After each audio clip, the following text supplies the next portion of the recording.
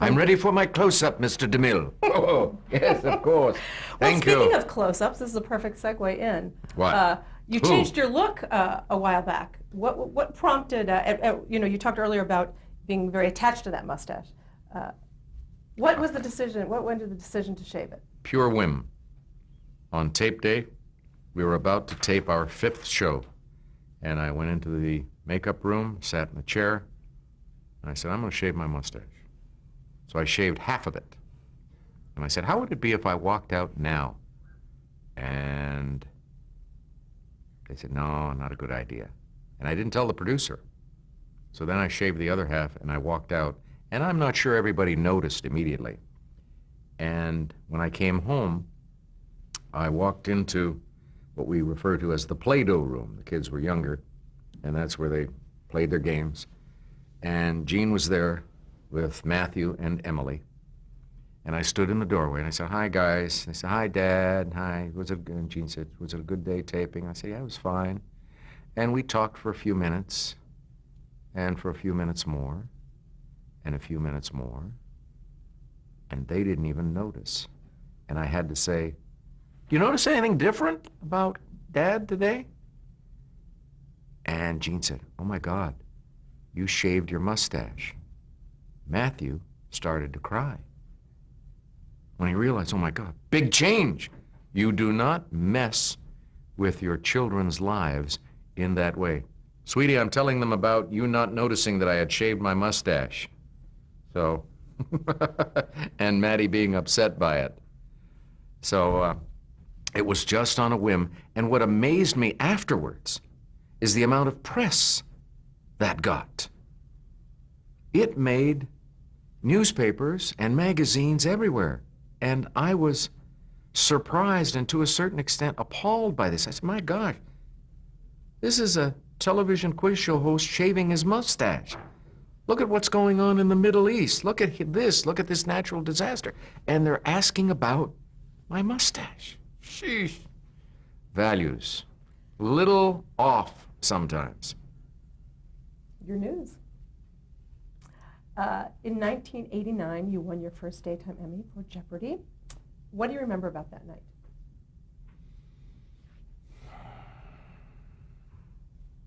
$1989? First one, huh? Mm-hmm. Don't remember it. Try 1990. Yeah. Did I win in 1990? Oh, sure. You won several others. Yes, but I think the second one was the next year. And that I remember because I think I had just gotten married. And I'm trying to remember what I said on stage at Radio City Music Hall in New York. I think I said something to the effect that this is such a wonderful time. I just got married, something else happened, this happened, I just got a new show or whatever, and now this, and when this show's over, I'm going downstairs to buy some lottery tickets because I figure I can't lose. I think that's the gist of what I said. But I was obviously very touched by the moment, and I believe I've now won 4 Emmys, and I think I've been there to accept 3 of them. I might have been absent for one of them. But I believe it's important when you are nominated for an Emmy, if you're not able to think on your feet, prepare something witty, or as witty as you can, and brief, so that when you get up there, it's a special moment for the people in the audience. I'm not a big fan of those people who win and thank 27 people whose names no one knows or cares about. Tell an anecdote. Express yourself emotionally. That's good too. But you owe it again to the audience, to the people who are watching in the venue and on television, to give them your best moment. I believe that's a given. You have to do that. And I try to do that when I'm hosting the program in front of a live audience, and I try to do it at award shows also. It's a responsibility as a performer. But it does tick me off when some performers get more time than others, when you wind up on stage and they tell you beforehand you have 45 seconds and you get to the stage and you look up and the clock's at 24 and counting down. I say, whoa, wait a minute. But that's the nature of the beast. Some people in other areas, like soaps, will get more time, and people in game shows will get less time. So true, so true. Yes, indeed. And I do not say it with bitterness. I say it as a statement of fact, because I have witnessed it. I've seen people go up ahead of me to accept their Emmys, and I turn around and look at the clock on the big screen, which is right in the middle of the studio audience. And I notice things. I pay attention. You do. Going back to Jeopardy! Yo! In more recent times, Yep. they repealed the 5-show win limit. Yep. What went into that Big decision? moment for us. Yes. I have no idea what went into that decision. That was Harry Friedman, and it was a marvelous decision to make, because immediately we had contestants who won 6 games, 7 games, 8 games, and then along came, not Jones, along came Jennings. Ken Jennings won 74 games. I spent more time with Ken Jennings than I did with my wife in that period. We were together for 4.5 months. It got so bad or so good that David Letterman was making jokes about us getting together, Ken and I, moving to Massachusetts and taking out a license, because there's something going on between Ken and Alex. It was a marvelous time. Ken was the perfect contestant. He was bright. He understood the game, knew how to play. He understood the nuances, knew how to wager, and was funny. Perfect contestant. We've had contestants since then be just as entertaining, but they weren't able to sustain the way Ken was. They would win 10 games, 15 games, 19 games, but no one, I don't think anyone will ever come along and win 74 games in a row. And yet, he's not the biggest all-time winner on Jeopardy! We had Brad Rutter, who won our $1 million tournament, and then a few years later, we did our Ultimate Tournament of Champions, into which Ken Jennings had received a bye. All the others had to compete. Ken Jennings got a bye into the playoffs.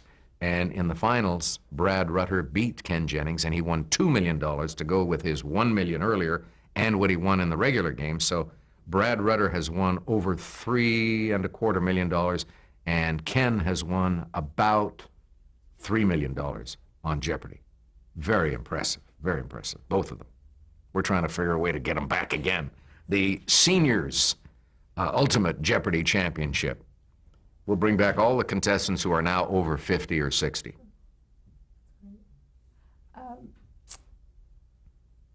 How was it on the day that Ken finally lost? Did you sense his time was coming? No, not at all, because the final wasn't that difficult. Pardon me. And when it happened, I had a tear in my eye. I really did. I was emotional. I said, Ken's gone. My buddy, my pal. This was getting to be the Ken and Alex show.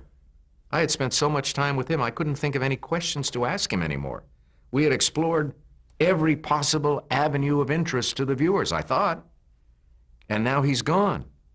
And so we brought him back on the next show, which we were taping, to do a more formal farewell to him, because the show he lost on, it was very quick. It's like, oops, you're wrong, and that means this lady is, and I forget her name now, and I used to know it, she's the new Jeopardy! Champion, giant killer. And bye-bye, Ken. And it's over. So we brought him back at the beginning of the next program to say, hey, it was a great run. I enjoyed it. I hope you did, and good luck to you no matter what you do. What kind of lasting impact do you think that that reign had on the show?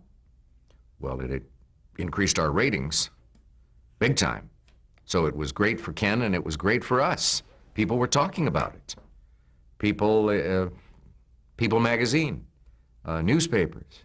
He's been on 3 months. He's won 50 shows. He's won 60 shows. He's won more money than anybody else in game show history. So there was a lot of talk, and it benefited us immensely. So there's no downside to it. He was somewhat critical after his appearance. How did that? I don't think he was. Uh, he sent me a letter saying, hey, you know, that's not the way I feel, and that's not what I said. And I didn't think he had done anything bad because I had not paid any attention to that. I didn't think Ken would have any negatives to say about the show. If he did, tough. I mean, what can I do about it? Recently, there was another milestone that occurred. There was? What was that? There was a tie. Oh, three-way tie. First time ever. That was neat. Yeah. That was Tell us about exciting. that. Well, I don't remember it. But it was very exciting. We had had two-way ties before. We had had situations where a five-time champion had deliberately played for a tie. And this was the first time where all of the elements, the perfect storm, if you will, of quiz show history came together, and we had three players come back on the next program. Wonderful. Something to talk about. What would be the best piece of advice that you would have for a Jeopardy contestant? Read. Be up on knowledge. Learn as much as you can, preferably by reading. You're not going to get it off the computer. And nowadays, you're not going to get it off television. Although, if you know where to look on television, you can do yourself an immense world of good by paying attention to some of the great shows that are out there. National Geographic, History Channel, TNT, TBS, even ESPN. I mean, you can learn an awful lot because they are under, these cable channels are under tremendous pressure. They have to produce new, interesting material 24 hours a day, 7 days a week. Big chore. So they've got to work very hard to grab your attention. And one of the ways of doing that is Sharks, the Nazi era. Those are always big viewers, big viewing shows. And so they know what works. Animals work, and history works. And if they can dramatize moments in history, whether it's the American Revolution, the French Revolution, the Russian Revolution, World War II, it doesn't matter. Pick a famous person in history and explore that, the development of the West. There are so many things that you can learn if you know where to go to. The important thing about knowledge, the important thing about learning is that you don't have to know everything. But if you know where to find it, you're okay. Because you know, hey, I want to learn about that. And I know it's in this book.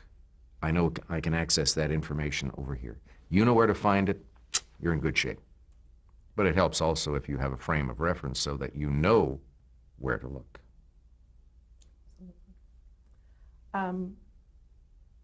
We talk about Merv Griffin and how he was involved with the show.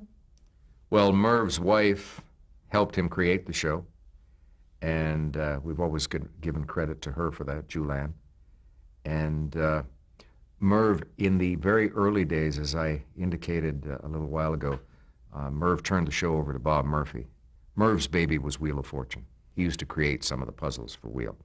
And with us, he had very little input. He would not bother me in the first 3 years as I was the producer of the program. We were left to our own devices. And as we became successful, he bothered us even less.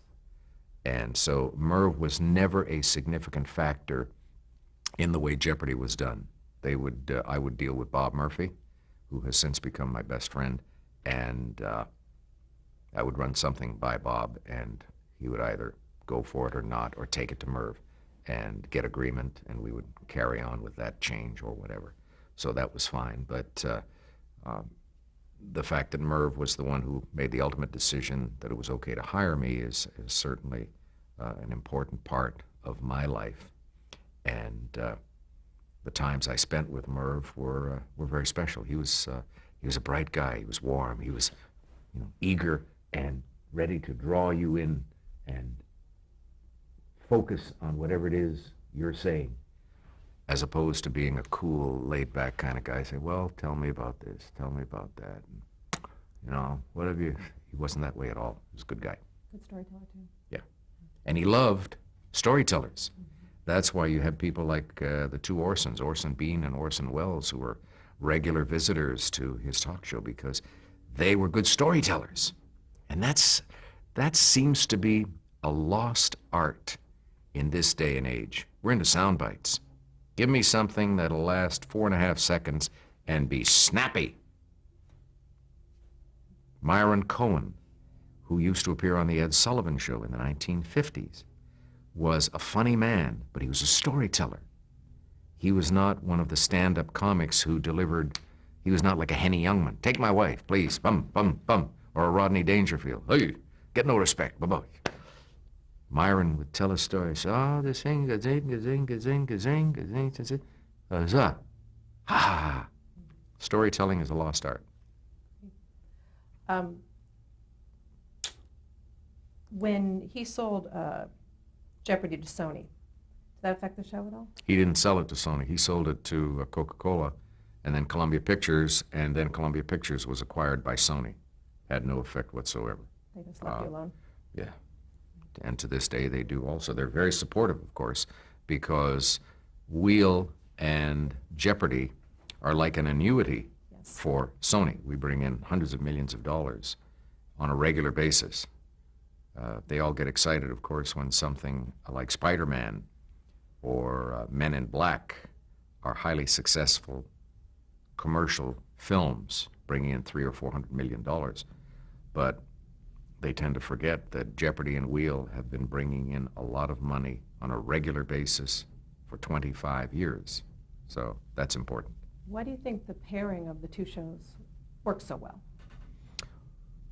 Well, people who watch game shows can play along with Wheel very easily, and they like the challenge of watching Jeopardy in the next half hour or in the previous half hour.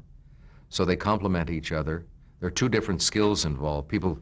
Some people who are big Jeopardy fans often talk to me about, well, Wheel viewers are not that bright, and they're wrong. There are different skills involved. And a good Jeopardy player is not necessarily a good Wheel of Fortune player, and vice versa. You have to have your brain working in a certain way to succeed in each one. You need more knowledge for Jeopardy, but you need more word skills for Wheel of Fortune. Will you talk about ABC's Super Jeopardy? How did that go? Super Jeopardy, what was that? I'm trying to remember. Nighttime? Did I do that? Mm-hmm. I did? Mm-hmm. Well, there you go, folks. Skip right past that one. Yep, early Alzheimer's, maybe middle Alzheimer's now. I don't even remember Super Jeopardy. We won't talk about it. Good. Yeah. At this point, what do you see in the future for Jeopardy? I think Jeopardy can go on forever. Doesn't matter who's the host.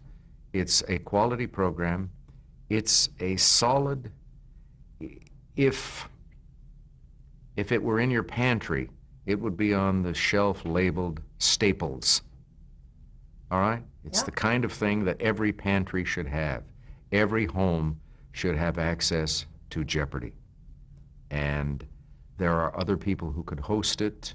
Drew Carey is going to replace Bob Barker on The Price is Right. Will he succeed? I don't know, but it's a solid program. So he should succeed. The program should go on just as successfully as before. In fact, I think they're looking for even more success because they're probably going to want to bring it into syndication with Drew because he's a pretty big name. But there are programs, Wheel of Fortune, the same thing. When Pat is gone, when I'm gone from Jeopardy, there are other hosts out there who could do an equally good job, I'm sure. Different, but equally good. So I'm not concerned about that. Have you thought about leaving? Sure. Really? Yep. Next Tuesday. Okay, Wednesday. Stay an extra day. Yeah, I'm at the point in my life now where I'm not as sharp as I once was. In terms of health and vision, it's not as good, so it's more difficult for me to read the clues. And I have senior moments, brain skips. I say things which I don't even know I've said, and they're wrong.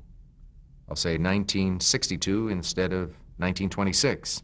And I don't notice that I've made that mistake until they come to me and say, we've got to ask you to reread that clue because you said 62 instead of 26. I did? Okay.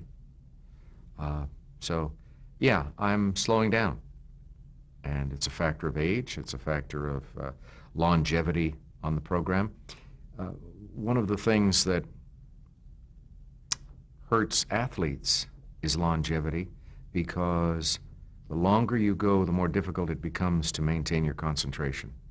And concentration is very important in your ability to succeed at your job. Because if you're able to concentrate and bring the other skills into that equation, you're going to be in good shape. But once you, even though you have those other skills, once you lose your concentration, it's like all of a sudden, oh, what was I saying? Oh, yeah. Well, you can do that in conversation with friends, in social situations, but you can't get away with that as the host of a television program like Jeopardy, where the pace is pretty fast and you have to be in control and keep things moving. You can't have these little asides where you look like Joe Blitterflakes. Huh? What? Huh? Okay.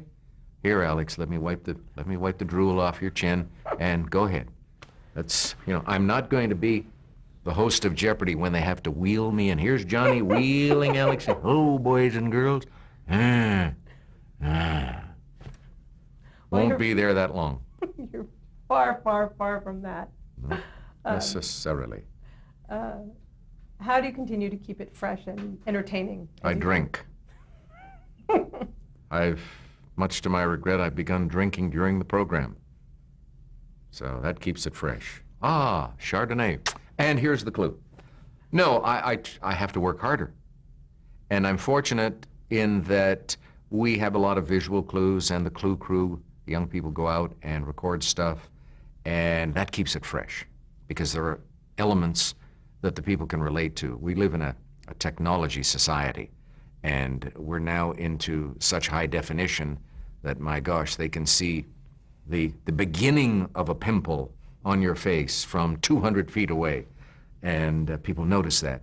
And we're all after better, bigger, flatter television screens so we can see everything. And so when you're producing a program, you have to be aware of that and keep up with the technology, which is what we do on Jeopardy. From a music point of view, from a video point of view, from a set decoration point of view, from where we are producing programs on the road in front of what audience and other elements involved. And because we are part of Americana, we can benefit in areas that a lot of people can't. We have recorded clues, or not clues, recorded moments or promos in front of thousands of people at football stadiums. And we've gotten the people in the stands to hold up cards, flashcards that show the Jeopardy or whatever. And so people are eager to join our family and be part of it by contributing. So that's one of the ways we stay fresh. And that's why I say the program can be on forever. There's no reason it can't just be one of those programs that my grandchildren watched and my parents watched, and everybody watches, everybody in the family. What do you think is the legacy of Jeopardy? A respect for knowledge. I think that's probably the best way to put it. There's nothing wrong with being bright. There's nothing wrong with comporting yourself in a decent manner, being an okay kind of human being with a sense of humor, respect for your fellow individuals. We don't poke fun. We poke fun, but not in a nasty way. We don't take cheap shots at people in our clues or on the program. And I think that says a great deal about us. Let's talk a little bit about some of your other appearances. You hosted To Tell the Truth and Classic Concentration. What goes into your decision to host another show? Bob Noah, who produced High Rollers, when I was early in my career, gave me some advice. He said, Alex, never turn down a job because we're on 13-week renewals and you never know when the next job is going to come up. So whenever somebody offered me a job, if I liked the work, I accepted. I liked concentration. I was back on the network, so I was doing concentration in the daytime, Jeopardy in syndication, usually in the evening. And then Mark Goodson came to me and said, I think they had Lynn Swan ahead of me hosting To Tell the Truth. And he said, we're going to renew To Tell the Truth on NBC, and we'd like you to host it. I said, well, I've already got concentration. He says, well, the shows will run back to back. I said, oh, that'll be kind of neat. I'll be the only host with 3 shows on the air at the same time, and 2 of them on the network back to back. Hadn't been done. Kind of neat. I'll do it. And I like To Tell the Truth because it's the first time in my entire broadcast career as a host of quiz or game shows in which I've had the opportunity to host it sitting down. What a relief. And it's easy. You just turn it over to the celebrities. All right, your turn to ask the questions. Go ahead. All right, that's good. Now let's go to so-and-so. Would the real Turbo Weed stand up, please? So, nice time in my life. Absolutely. You talked earlier about how, with some of these celebrities, how hard it is for them to just be themselves. You've played yourself quite a bit on shows such as Mama's Family, which you mentioned, Cheers, Golden Girls, Larry Sanders, Beverly Hills 90210, Ellen, Seinfeld, Baywatch, Family Guy, Celebrity Poker Showdown. Would you talk about those experiences and anything that especially stood out for you? No, I'm comfortable being myself, but it got to be tiresome for me. Anytime I was asked to do an acting job, it was always as a newscaster or a game show host or something like that. Nobody ever came to me and said, we want you to play an axe murderer, which I would have loved. But I guess they probably knew about my acting abilities. But the celebrity poker thing was a lot of fun because completely different venue for me with other people in show business, doing something that is basically a game that I'd never played before. And I did fairly well. And I was happy. It was fun. You can joke around. The pressure's not on you to run the show. It's in somebody else's hands. You are just a guest. So enjoy yourself and try to contribute to the success of the enterprise. And I think that's important in social situations also. If you're at a party, a dinner party, you've been invited for a reason. Because you're a friend and because they would like you to help in keeping the conversation going or whatever. So don't be so shy and retiring that you never say anything and they never hear from you. That's not why you're there. Are we soup yet? We are Almost so close. We're this close to being soup. You also made some film appearances. Is there anything that stands out for you amongst those? No, we did what are the girls? 3 girls. Charlie's Angels? Charlie's Angels. And that was fun. I got to meet Drew Barrymore, who is a sweetie. She is so nice. She's beautiful. She's talented. She was the producer. And did a recent one with Jack Nicholson and Morgan Freeman and Sean Hayes, The Bucket List, which will be released soon. Great script. I read that script and I cried at the end. And they're keeping it pretty hush-hush until it's released. They don't want to reveal what goes on this, what the premise of the film is. But Rob Reiner was the director and met his dad, Carl, at Merv's funeral. And that was special to me, too, because I've been a Carl Reiner fan for a long time, one of the giants of television comedy. So, and Dick Van Dyke was there also. So it's just, I'm in a wonderful industry, and I've gotten to meet a lot of my heroes. Jimmy Stewart was a big fan of Jeopardy. I met Frank Sinatra at his golf tournament in Palm Springs, and Barbara said, Frank's a big fan. In fact, he wrote a nice note to me once. We had a whole category on him, and he used to watch it. Frank Sinatra is a fan of Jeopardy. Okay. going to change the tape. Hold on.